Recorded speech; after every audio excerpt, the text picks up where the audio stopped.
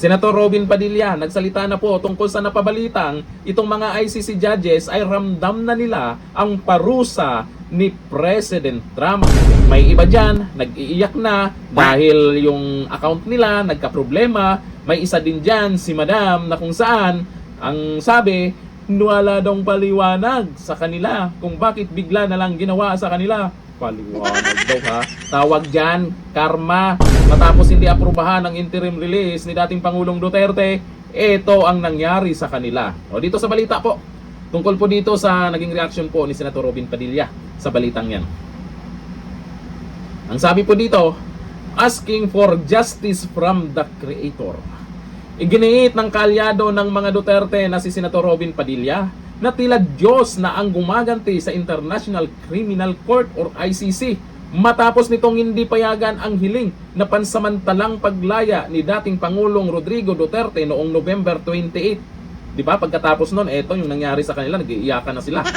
Ayon sa senador, na-cut off na umano ng iba't ibang bangko, credit card companies at giant technology companies ang ibang judge at prosecutor ng ICC.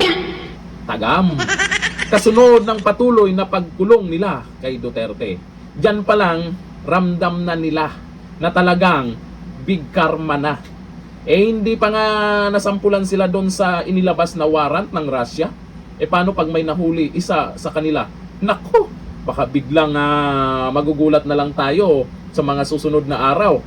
Pauwiin na si dating Pangulong Duterte kasi nakakabahala po yan. Paano nila mabigyan ng pagkain yung mga pangangailangan ni dating Pangulong Duterte kung ganito sa sarili nila ay hirap na sila. Yung isa nag-iiyak, hindi na makakapadala sa Western bank account, ang anak daw niya ay apektado na. Iyak-iyak kayo bandang uli. Maraming nagsasabi, karma na talaga yan. Kasi napapansin nyo, yung nangyari sa kanila tungkol sa pera. Yung nakipagtulungan sa kanila, may isa. Yung taga rito sa atin ba? Yung bangko din niya ay nalak din, di ba? Tungkol din sa pera. Ay malamang baka dahil kinarma kayo ng ganyan dahil din sa pera. Pera pa more, di ba? Ito namang sa ICC, umpisa pa lang naman yan. Relax lang kayo dyan. Umpisa pa lang ang parusa sa inyo ni President Trump. Balitaan natin, may lugar na rin na umayaw na rin dyan bilang miyembro ng ICC. Ay sana lahat, umayaw na kayo dyan. Baka madadamay lang kayo. Paalala, ang karma, damay-damay yan.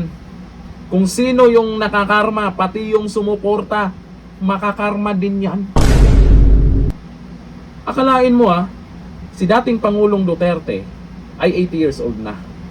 Diba? Hindi na kailangang ikulong ng matagal dyan. Ang malala pa dito, questionable yung pagpapadala nila kay Tatay Digong dyan sa ICC. Biglaan.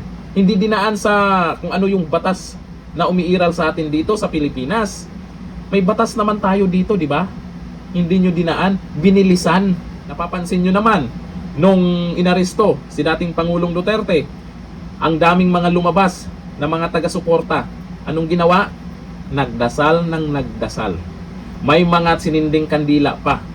May mga nagsindi ng kandila para sa suporta po o nagdasal para sa kalusugan po ni dating Pangulong Duterte. May mga nagdasal na sana makarma yung mga nakipagtulungan sa ICC. May nasampulan na. 'Di ba? Yung ginawa lang ng taga-suporta ni dating Pangulong Duterte mula nung inaresto hanggang ngayon, dasal ang ginawa nila. Kaya sa mga nakipagtulungan dyan sa ICC, mukhang tahimik yung iba. Dito sa nangyari ngayon sa mga ICC judges nung nakaraan na binalita na hindi naaprubahan yung interim release ni Tatay Digong, may isa dyan, ang bilis nagpost salamat daw sa ICC Sino ba yun? Si Trilly. Basta yung nagpost ka agad yun Yung talunan ba? Ngayon bakit tahimik ka? Bakit tahimik ka? Kinakabahan ka ba? O magbasa tayo ng comment dito. O dito sa post po ni Senator Robin Padilla, may mga nagkomento dito na kung saan ang sabi po ni Maricel Malinaw, yes, ang gaba dili jud magsaba. Ayon dito kay John Lorera, ito mahabang komento niya, magandang komento po ito at real talk ito Ito sabi ni John Lorera, sabi ng isang kanta, ang pag-ibig sa bayan ay sa puso at hindi sa isip lang. Kaya yung mga nagtatali-talinuhan dyan na wala namang puso sa bayan at pansariling kapakanan lang, anong silbi ng talino nyo kung sa ganyang paraan nyo lang ginagamit? Si PRRD ang merong talino at puso na inaalay para sa bayan. Kung di yan nakikita ng iba, wala akong pakialam. Bahala kayo sa paniniwala nyo. Saludo sa iyo, Senator Robin, sa patuloy na suporta sa pinaniniwalaan nating pinakamahusay na presidente ng ating bansa. Tanging history na lang ang makapagpatunay dahil lalabas at lalabas din ang katotohanan, walang hindi nabubunyag. Hindi perpekto ang administrasyon ni PRRD pero ramdam noon ng tao na merong gobyerno para sa bayan. Ramdam sa mabuti at masamang paraan, mabuti para sa mga taong matuwid na walang ginagawang masama para sa lipunan, pero kung tiwali ka at latak ng lipunan, tiyak, takot ang mararamdaman mo kasi ito yung gobyernong hindi sinasanto ang mga pasaway. Real talk yan. Napakagandang komento po ni John Lorera. Oy, abangan po natin yan sa mga susunod na update. Ikaw ba naman? ICC judges ka. Hindi ka na makagalaw-galaw ng maayos dyan sa trabaho mo. Pati pamilya mo, apektado na, hindi ka na makapagpadala. Ano yung gagawin mo para matapos yan? Ano yung gagawin mo para hindi ka matuluyang maghemas-rehas dyan dahil itong Russia ay may warrant din na inilabas sila? Ano? Abangan natin yan. Hanggang dito na lang. Thank you. Bye-bye.